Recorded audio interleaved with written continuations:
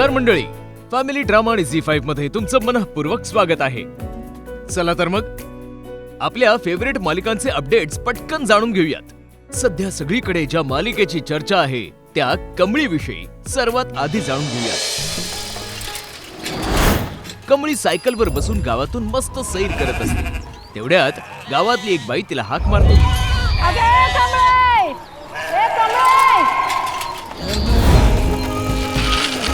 ती कमळीला विहिरीत पडलेल्या मंगळसूत्राबद्दल सांगते.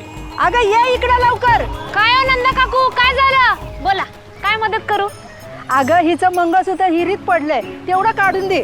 मग काय, जय ही कमळी भवानी. महाराजांना आठवत थेट विहिरीत सूर मारते.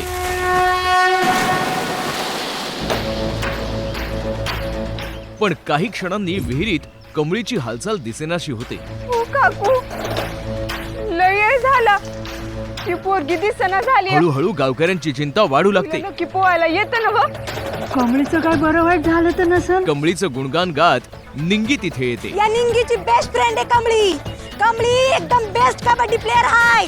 चांगली मिनिटभर श्वास रोखून धरती की. आता बघा 10 सेकंदातच कशी बाहेर येते की नाही. काउंटडाऊन सुरू होतं.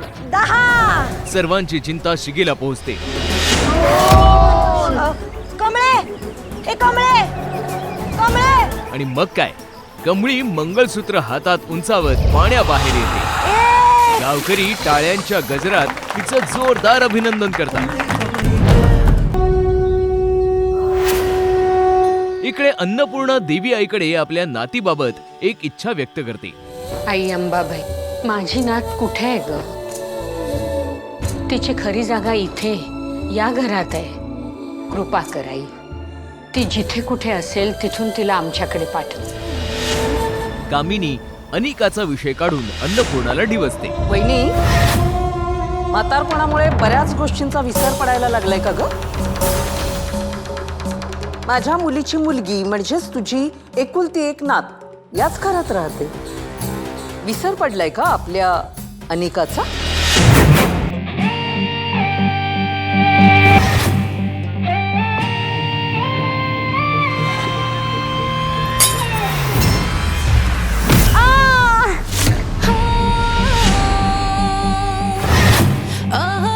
क्षुल्लक कारणावरून रागाने पेटलेली अनिका सुधाताईंवर हात उचलते.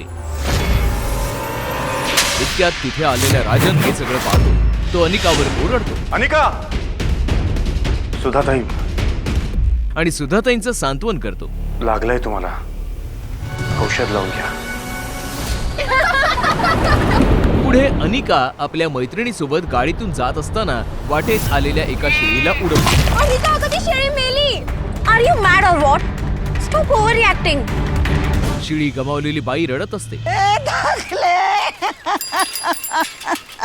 कमळी तिची विचारपूस करते.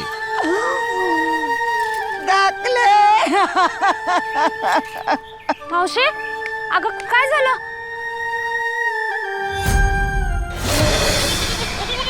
कमळी अनिकाचा रस्ता अडवते. What the hell? Hey you!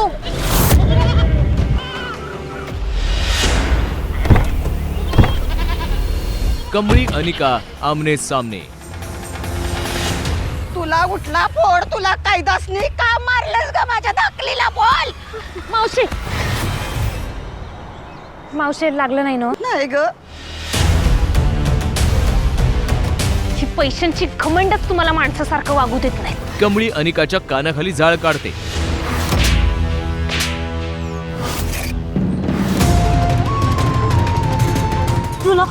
तुला सोडणार नाही मी. तुला सोडणार नाही. Where's my phone? तिच्या गाडीवर आणि कपड्यांवर चिखल फासते. Hey, not my car. My car. Don't do this to my car.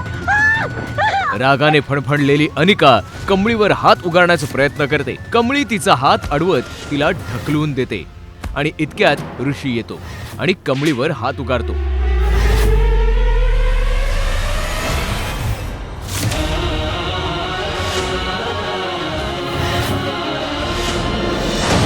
चला मंडळी, तुला जपणारं आहे या रोमांचक मालिकेतील थरारक वळण जाणून घेऊया.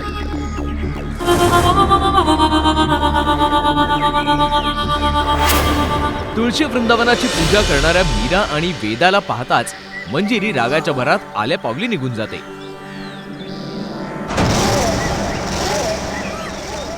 दादासाहेब आणि अनन्या आरतीच्या ताटावरून हात फिरवतात, पण घरातील इतर सदस्य मात्र नाक मुरडतात. मीरा आरतीचे ताट मंजिरीकडे घेऊन जाते. दोघींची नजरानजर होते आणि अचानक मंजिरी आरतीचं ताट उलथवून लावते.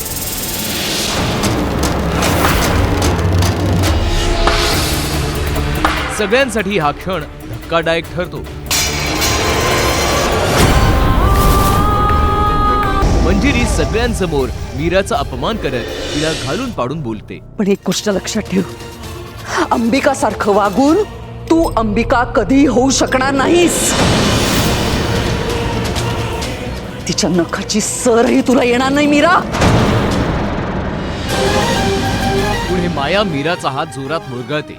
काय काय मीरा, खूप तोंड चालतं तुझं. असाच हात पिरगळलेलास ना माझा, बोल ना. मग मीराही शांत बसत नाही. तीही मायाचा हात तसाच मुरगळते. हे पाहून नर्मदा कासावीस होते. मीरा, तिला दुखतंय, तू सोड. इतक्यात अथर्व तिथे येतो वेदा बाळा, आणि लगेच नर्मदा आणि माया सूर बदलतात.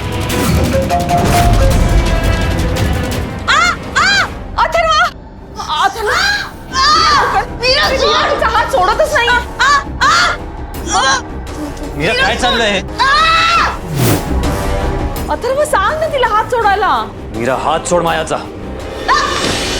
अथर्व मीराला मायाचा हात सोडण्यास सांगतो. परत असं करू नकोस. तुम्ही माझ्या खोलीत का आलात? पण इथे मीरा थेट अथर्वलाच धारेवर धरते. काय? जा तुम्ही.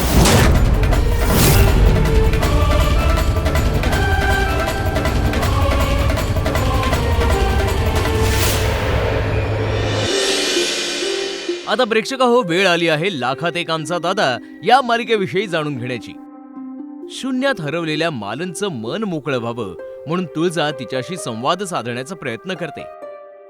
चालनच्या मृत्यूविषयी बोलतं करण्यासाठी तुळजा मालनला एक ना अनेक प्रश्न विचारते. काय झालंय, काय घडलंय मला सांग ना ग.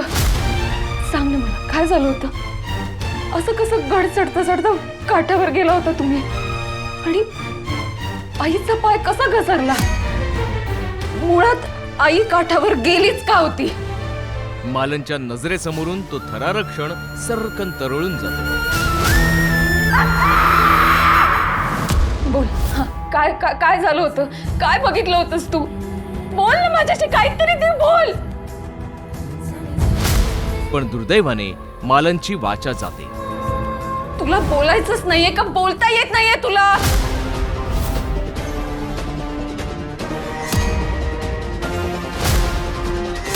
तुझी वाचा गेली.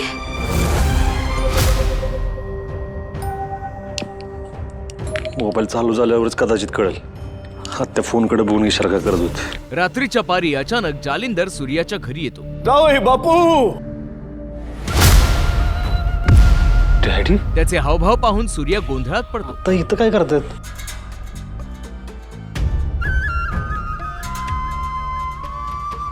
डॅडी, काय झालं? जालिंदरची नजर सरळ त्या मोबाईलवर जाते. तो मोबाईल जो त्याचा खरा चेहरा सर्वांसमोर आणू शकतो. तुम्ही कुठं जायची गरज नाही, हे तुमचंच घर आहे. तुम्हाला पाहिजे तेवढे दिवस राहा इथं. जालिंदर कणकणी आल्याचं नाटक करतो आणि सूर्याला साखर आणायला आत पाठवतो. जावई बापू, हे पाहिलं का, हे आम्हाला टेन्शन आलं का. हे असं साखर कमी होती आमची ना, आम्हाला अशी कलकली भरते आणि असं अंग थरथरायला लागतं आमचं. आम्हाला थोडी साखर देता का? हा, आणतो. जा जा जा, आम्हाला साखर घेऊन थोडी साखर. आता इथे कोणीच नाही हे हेरून जालिंदर थेट मोबाईलकडे झिपावतो. मोबाईल हातात घेतो आणि त्यातील मेसेज तपासू लागतो. इतक्यात कोणीतरी येतंय याची चाहूल लागताच जालिंदर आपलं सोंग कायम ठेवत पटदिशी पलंगावर जाऊन बसतो. आता मंडळी लक्ष्मी निवास या मालिकेतील नाट्यमय वळण जाणून घेऊया. सिद्धू वडाच्या झाडाला फेऱ्या मारत असतो आणि अचानक तिथे भावना येते. दोघांमध्ये एक सुंदर संवाद घडतो. भावना मॅडम तुम्ही इथे? हो मग तुम्हाला काय वाटलं मला तुमची साथ 7 जन्मासाठी नकोय? म्हणजे तुम्ही पण इथे हो हो खरंच. मी सुद्धा तुमच्या उदंड आयुष्याची कामना करण्यासाठी इथे वटपौर्णिमेची पूजा करायला आली. हे बघितलंत ना, हे दोरे कसे एकमेकात गुंतलेत. थांबा ना, मी गुंता सोडवतो. अहो नाही, आता हे दोरे असे एकमेकात मिसळलेच आहेत तर आपण असेच हे एकत्र वडाला गुंडाळून पूजा करूया. आणि बघता बघता एका मधुर गाण्याच्या माध्यमातून सिद्धू आपल्या मनातील भावना व्यक्त करतो. भावनाही त्याला साथ देते. हीच हवी मला बायको, हीच हवी मला बायको, हीच हवी बायको, हीच हवी. पण हे सगळं फक्त एक स्वप्न असतं. दिवसा सिद्धूला पडलेलं स्वप्न. वडाची पूजा करायला आलेल्या बायका सिद्धूला भानावर आणतात. नुसता धागा हातात घेऊन उभं राहायचं नाहीये, वडाला प्रदक्षिणाही घालायचे. सिद्धू लाजत लाजत पुन्हा वडाच्या झाडाला फेऱ्या मारू लागतो आणि पुन्हा एकदा भान हरपतो. बोलायचे. इकडे जान्हवी आणि जयंत यांच्यात वडाची पूजा बाहेर जाऊन करावी की नाही यावर चर्चा होते. तू जर माझ्यासोबत पूजेला येणार नाहीयेस तर मग नक्की आपल्या दुरावा कसा नाही येणार मला काहीच कळत नाहीये. अरे सांग ना, हसतोयस काय नुसतं? तू सांगतोयस की मी निघू पूजेला. जाऊ दे, मी चालले. जानू मी तुला सांगितलं होतं ना, पूजेसाठी बाहेर जायची गरज नाहीये. कसं शक्य आहे जयंत? जिकडे वडाचं झाड असणार तिथेच जाऊन मी पूजा करणार ना, का तर इथे वडाचं झाड येणार आहे माझ्यासाठी? एक्झॅक्टली. म्हणजे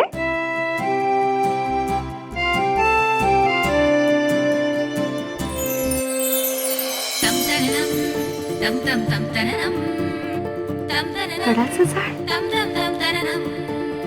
पण जयंतने तर घरीच वडाच्या झाडाचं रोप आणलेलं पाहून जान्हवीचं मन मात्र खट्टू होतं. तरीही सर्व भावना बाजूला सारून जान्हवी जयंत सोबत मनोभावे वडाची पूजा करते. दरम्यान कडाडणारी वीज आणि कोसळणारा पाऊस लक्ष्मीला अस्वस्थ करतो. ती दार उघडून पाहते तर काय, सिद्धू पावसात भिजत गेट बाहेर उभा असलेला तिला दिसतो. लक्ष्मीला सिद्धू सोबतचे प्रसंग आठवू लागतात. तिचं मन हेलावून जातं. अहो काकू काय होतं तुम्हाला? पण मनावर दगड ठेवत ती दार लावून घेते. दुसऱ्या दिवशी सकाळी श्रीनिवास सिद्धूला चहा आणून देतो. चहा घे सिद्धू. पण चहा लक्ष्मीने पाठवलाय हे कळताच सिद्धूला जीवात जीव आल्यासारखं वाटतं. अरे लक्ष्मीने पाठवलाय. तो आनंदाने श्रीनिवासच्या पाया पडतो. इतक्यात लक्ष्मी तिथे येते. सिद्धूला वाटतं जणू त्याने जगत जिंकलं. पण लक्ष्मी त्याला आपल्या मनातील कठोर भावना बोलून दाखवत एक अट घालते. मी तुझा जावई म्हणून स्वीकार केलेला नाही आणि तुला माफही केलेलं नाही. फक्त या नात्याला परवानगी देते. नाईलाज आहे. आणि हे बघ, पण माझी एक अट आहे. आणि जाता जाता मंडळी सर्वांची फेवरेट मालिका देव माणूस मधला अध्याय मधील थरारक वळण जाणून घेऊयात. सुभाषराव थेट अजित कुमारला लालीच्या लग्नाविषयी विचारतो. तू माझ्या लेकीशी लगीन करणार आहेस का नाही? तिला नांदवणार आहेस का नाही? तिच्या बरोबर संसार करणार आहेस का नाही? ह्या गोपाळला आणि ह्याच्या बापाला पोलीस स्टेशनला घ्या. पोलीस अधिकारी आपल्या सहकाऱ्यांना अजित कुमार आणि हिम्मतरावला अटक करण्याचे आदेश देतो. आणि जर अट मान्य नसेल तर फसवणुकीचा गुन्हा लावा. अजित कुमारच्या मनात विचारांचे चक्र सुरू होते. पोलीस अटक करणार तोच. अजित कुमार अचानक लाली सोबत लग्न करण्यास होकार देतो. हे घ्या रे आज ह्याला. साहेब थांबा, मान्य आहे मला. दुकानात बसून अजित कुमार उलट सुलट विचार करून एका निर्णयापर्यंत येऊन पोहोचतो. या गावातल्या बायकांनी मला त्रास द्यायला जन्म घेतलाय का? त्या गोपाळने पण मला आधी सांगितलं नाही. त्या गोपाळनं आधी सांगितलं असतं तर वेगळा प्लॅन तरी करता आला असता. सगळीकडून अडकत चाललंय. लवकर इथून पळून गेलं पाहिजे, पण कातळवाडीतले पैसे घेऊनच. तो झटकन उठतो आणि थेट आतल्या गुप्त खोलीत जातो. एका बॉक्स मधून पैसे काढतो. विचारांचं चक्र अधिकच जोरात फिरू लागतं. एवढूशा पैशात भागल का माझं? Ajit Kumar out of India जाण्याच्या निर्धारापर्यंत येऊन पोहोचतो. लवकरात लवकर कातळवाडीतले पैसे घेऊन आउट ऑफ इंडिया गेलं पाहिजे. इतक्यात जित्या मागोवा काढत त्या खोलीत येऊन पोहोचतो.